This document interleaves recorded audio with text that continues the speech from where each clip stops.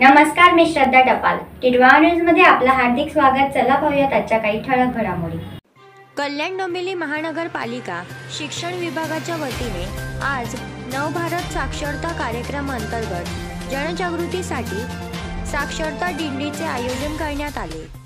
संचालक योजना महाराष्ट्र राज्य पुणे यांच्या आदेशान्वये महानगरपालिका क्षेत्रातील सर्व महापालिकेच्या तसेच सर्व व्यवस्थापनाच्या मान्यताप्राप्त शाळांनी केंद्र पुरस्कृत नवभारत साक्षरता कार्यक्रमाअंतर्गत महापालिकेच्या शिक्षण विभागातील आपल्या शाळेच्या जवळपासच्या परिसरात दिनांक 17/7/2024 रोजी आषाढी एकादशीच्या निमित्ताने नवभारत साक्षरता कार्यक्रमाची जनजागृती मोठ्या प्रमाणात व्हावी, त्यासाठी योग्य ते बॅनर, फलक तसेच घोषवाक्ये यांचा वापर करून आपापल्या परिसरामध्ये रॅलीचे आयोजन केले, जेणेकरून आपल्या शाळेच्या परिसरात एकही असाक्षर राहणार नाही आणि आढळलेल्या असाक्षरांची लगेच त्याची नोंदणी करून घेण्यात येणार आहे.